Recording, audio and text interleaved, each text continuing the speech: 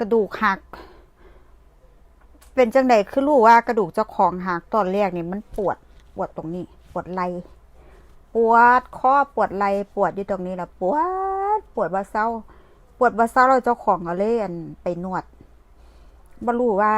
เจ้าของกระดูกหักบ่รู้ว่ากระดูกมันแตกมันร้าวนะกระดูกที่7นะวันนี้ไปนวด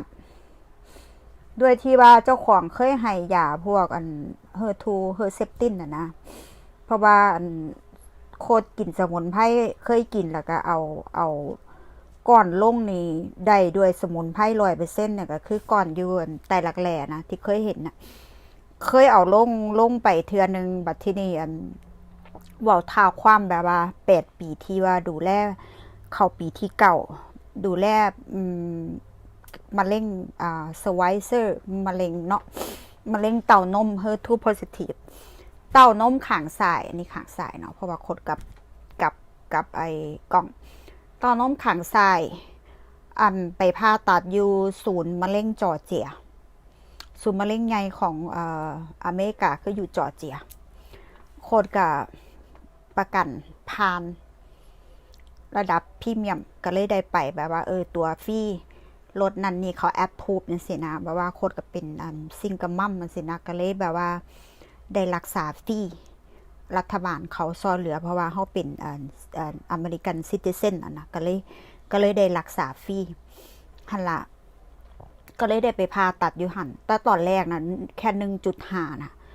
หมอเขาอยากให้เฮานะคีโมก่อนหรือว่าให้ยาอันนี้แหละให้ยาเฮอร์เซปตินอีหยังนี่แหละแต่ว่าโคดอลิสนะตะกี้แบบว่าเว้ายากคือจังได๋เว้าแบบว่าเอาแต่ใจเจ้าของแบบว่ามีแต่ให้แล้วก็เครียดสร้างมะเร็งแบบว่าเจ้าของมีแล้วก็ตกใจกับเหมือนที่ว่าล่ะว่าตะกี้บ่รู้กับมันอยู่น้ำเฮามาเป็น10-20 ปี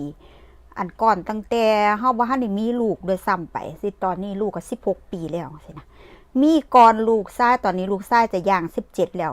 มีก่อนนั่นประมาณเกือบ20 ปีแล้วก่อนที่ว่า1.5 เส้นน่ะประมาณนี้ก็คือหมออยู่ประเทศไทยนี่โรงพยาบาลศรีราชาน่ะบอกว่ายูน่ะบ่ได้เป็นดอกมะเร็งแต่ว่าบัดนี้ตะกี้น่ะคนอยู่รัฐมาริแลนด์น่ะจะมีโรงพยาบาลมาริแลนด์ที่ดังๆแล้วก็โรงพยาบาลจอห์นฮอปกินส์ไปมาเบิดแล้ว ก็คือตรวจเจออยู่บ่ได้ตรวจเจออยู่พุ่นแต่ว่าเลิกกันกับสามีก็เลยสามีคนเก่าก็เลยย้ายมาอยู่รัฐนอร์ทแคโรไลนาก็เลยได้มามีแฟนใหม่จังซี่นะอยู่นี่ตั้งแต่ปี2017พ่อตั้งแต่ปี2017เราได้ผ่าตัดอีหลีแบบว่าเดินเอกสารตอนแรกว่าสิรักษาอยู่เมืองชาร์ลอตนี่แหละแต่ว่าบ่มักหมอบ่ม่วนจังซี่นะหมอสักแยกใส่เอเชียยังเฮาจังซี่นะก็เลยบ่มักหมอก็เลยบอกว่าบัวข่อยบ่รักษาดอกว่าซั่นบอกแฟนเจ้าของนะว่าข่อยบ่รักษาดอกว่าซั่น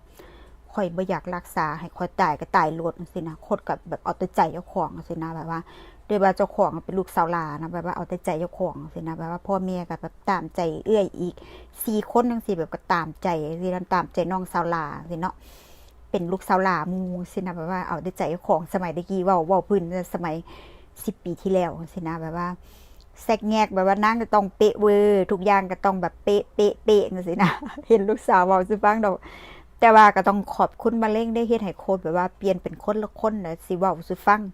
มันก็สิยาวอยู่แต่ว่าก็เว้าแล้วก็สิม่วนไปนำกันเนาะอยากจะให้คนไข้ได้กำลังใจได้แง่คิดได้ขอคิดดีๆจากสิ่งที่โคตรอยากจะแบ่งปันแชร์ประสบการณ์ว่าโคตรเฮ็ดจังใดเป็นหยังมาแบบว่ายังบ่ทันได้ตุ๋ยมาตั้ง9 ปีแล้วสินะแบบว่าเฮ็ดจังใดจังซี่นะแบบว่าเพื่อเป็นอุทาหรณ์หรือว่าเป็นวิทยาทานให้คนป่วยมะเร็งที่ว่าเพิ่งรู้ว่าเจ้าของป่วยแล้วก็เบิ่งเคสคนเป็นตัวอย่างสิได้มีกำลังใจเหมือนปาลินคือกันเพิ่นก็ไปเห็นโคดไปออกสัมภาษณ์กับโคดอีกผู้นึงจังซี่นะแล้วมันกับหมอแก้มหอมสิหลายคนก็ตามคนมาจากของคุณหมอแก้มหอมคุณหมอแก้มหอมก็เลยโทรมาว่าแบบว่าอลิศมาเป็นโค้ชบอเพราะว่าโตกับเปรียบเสมือนเป็นอาจารย์ใหญ่เอาร่างกายเจ้าของเป็นหมอสิโตก็เก่งก็หมออีกเด้สินะยังจำคำหมอแก้มเพิ่นเว้าเพิ่นมาเชิญคนมาเป็น เฮลโคดอยู่ทีมของคุณหมอนั่นก็ต้องกราบขอบพระคุณมากๆค่ะคุณหมอ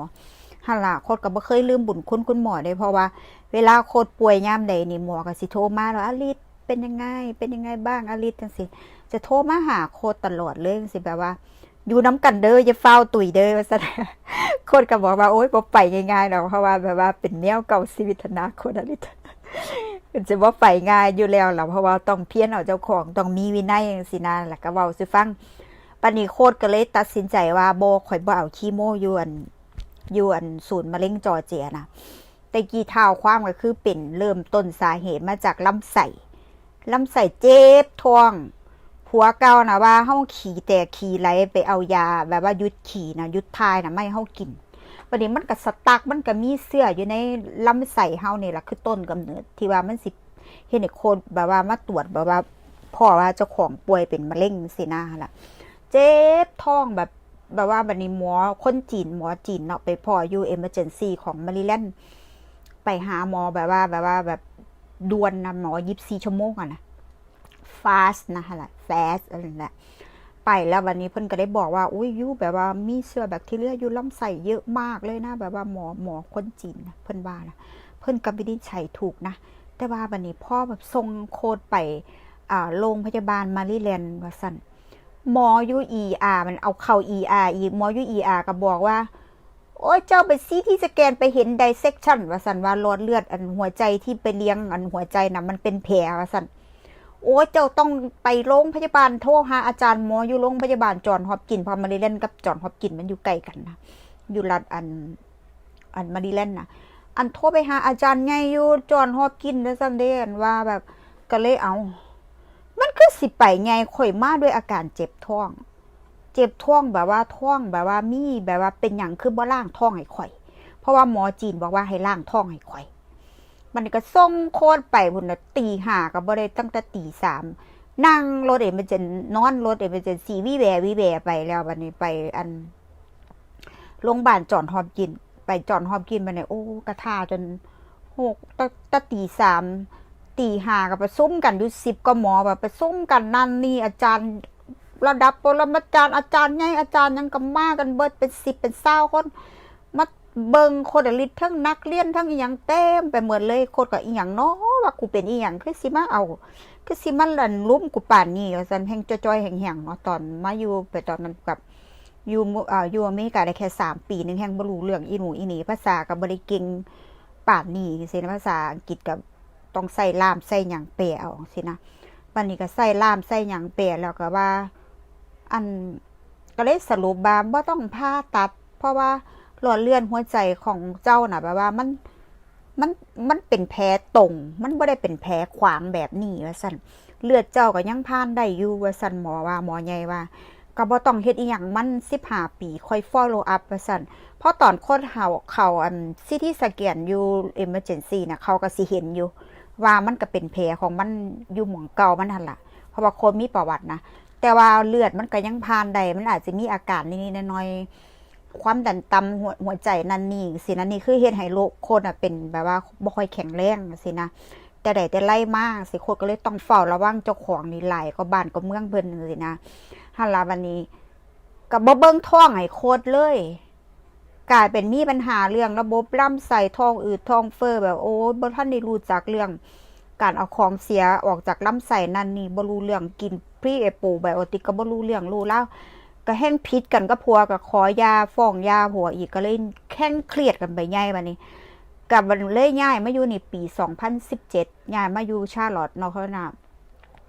ก็เลยไปตรวจอันหยังก็สุขภาพประจำปีเพราะว่าป่วยดูเป็นนั่นเป็นนี่สินะถ้ารับป่วยดูก็เลยไปตรวจสุขภาพประจำปีก็เลยพอว่าเจ้าของเป็นมะเร็งเต้านมแล้วก็ชนิดดุแบบ HER2 positive นะเดี๋ยวมาต่ออีก EP เกี่ยวกับแชร์ประสบการณ์โคดลิตเนาะเพราะว่าอันนี้โคสิอัดได้ประมาณ10นาทีเท่านั้นก็แบบว่าบ่อยากให้มันยาวเกินไปนะก็อัดประมาณ10นาทีแล้วก็เดี๋ยวมาต่ออีกคลิปนึงเนาะเดี๋ยวไว้พอกันใหม่เลิฟยูค่ะ